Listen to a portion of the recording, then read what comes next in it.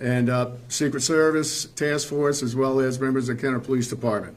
So he is now in custody in the Broward County Sheriff's Office Jail in Fort Lauderdale, Florida, awaiting extradition. He was charged with the property crimes of simple robbery, access device fraud, illegal transmission of monetary funds, bank fraud, and computer fraud. So he's facing the same charges that Danette Colbert is locked down on right now.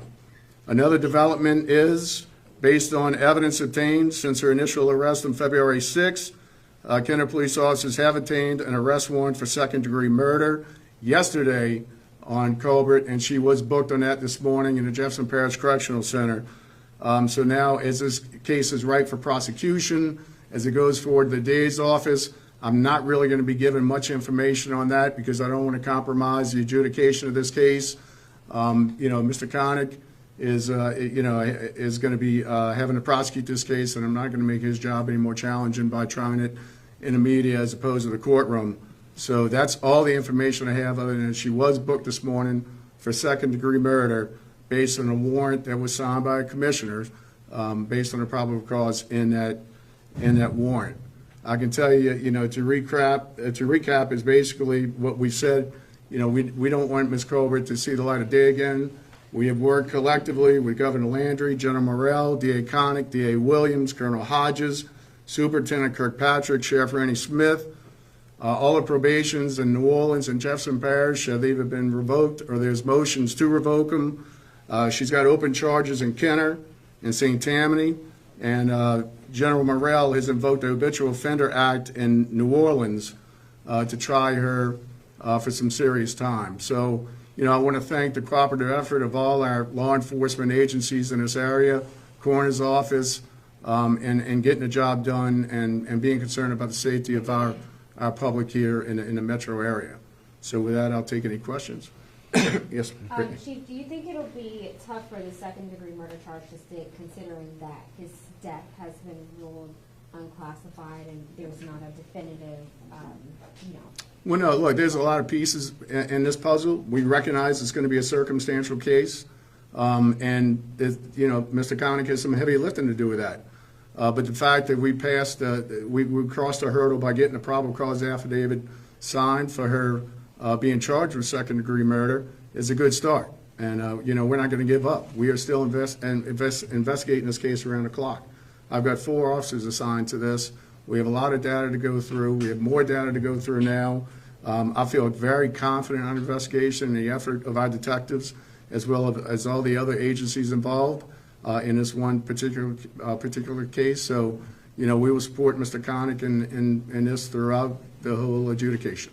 Can you elaborate on how Mr. White is connected to this case?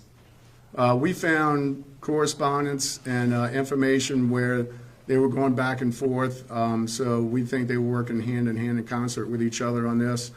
So that's basically where I'm going to leave it. Do you believe Mr. White was with Ms. Colbert in the French Quarter the night that Don Mazzano was with her? Stay tuned. That might be information that will be revealed later on in the adjudication of this. Was the impetus to obtain the second-degree warrant the return of the toxicology case or some other evidence that hasn't been revealed yet? No, it was a combination of all the evidence we obtained. Like I said, they're all bricks in the foundation. Circumstantial cases are tough, but there's a place for them. Yeah, that's what I was about to say. What was that? If there's a place for them. How soon do you all expect to get Mr. White back here to Jefferson Parish? He's in custody on our warrant in Fort Lauderdale, so I don't know if he's going to challenge extradition, fight extradition, or come willingly. So that's really up to the process. Was Mr. White found in possession of any Mr. Mazzano's belongings, credit card, etc.? And when he was taken into custody, did he possibly have any weapons or anything like that on him? I don't have that information at this time. I don't believe I heard you mention second-degree murder charge for Mr. White. Do you believe that there is a chance that that could come in the future as well, along with Ms. Colbert? Well, like I said in the very beginning, we don't speculate and we investigate. We go where the evidence leads us. So let's see where we end up a month from now. I heard one of the questions to Dr. Satanovich is, why did this take so long? Man, in a case like this, you got to get it right. You know, you're not going to rush this. Our main concern was that, you know, she wanted to get bonded out or released on her own recognizance or something like that. So we're confident with the work that we've done with our partners in the criminal justice system that she's not getting out. So why would we rush anything in a case like this? We certainly want to, you know, measure twice and cut once. And that's what Dr. Satanovich has done to his department's credit. That's what the DA's office is going to do. And we're all going to be working arm in arm throughout this whole process to make sure that, you know, justice is served. But overall, right now, even without the determined death, the confidence level for y'all is high right now? I'm very confident. Now, Mr. Connick's got some heavy lifting to do, but we're all here to do it together. And, you know, we're still going to be uncovering facts and things that could assist in the prosecution of this case, and we're not going to stop until it's done. And if y'all could clarify, just with Ms. Colbert being booked on murder charges, why is the death ruled unclassified? Excuse me, can I chime in? Yeah, please do. Look, the second time you've asked that question, I want to make sure I address it. It's not unclassified, it's undetermined. Undetermined. Okay, so the classification of manner of death does not get in the way of the judicial system to do what they need to do based on the evidence that they collect outside of our investigation. The best example I can give you of that is somebody who dies in a car accident. Okay, they're going to come in, Dr. Troxler or one of the other pathologists is going to do an autopsy. It's going to be deemed accidental. That does not get in the way of the judicial system for prosecuting this another person for vehicular homicide.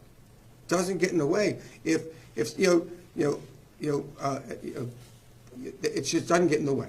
So I don't want to give anybody the impression that we're not cooperating. We do an independent investigation, and I told you we're preliminary. Something may come up. We may find something that changes the opinion of our group of pathologists, and we may change it. But right now, that's where we are, and undetermined doesn't get in the way. I want to make sure that point's made. No, thank you for making that point, Doctor. All right, any other questions? For White, his charges are the same item number as Danette Colbert, meaning he's accused of simple robbery in the same incident that she's accused. He's accused of computer fraud, same incident she's accused, monetary transmission. All of those are the same acts, correct? That's Not correct, different. Michelle. Yes. And we do have a handout with some mugshots of both of them. All right, if that's it, I promise you and I commit to you that as we get more information, we'll pass it on. But I do have a commitment to the DA and to the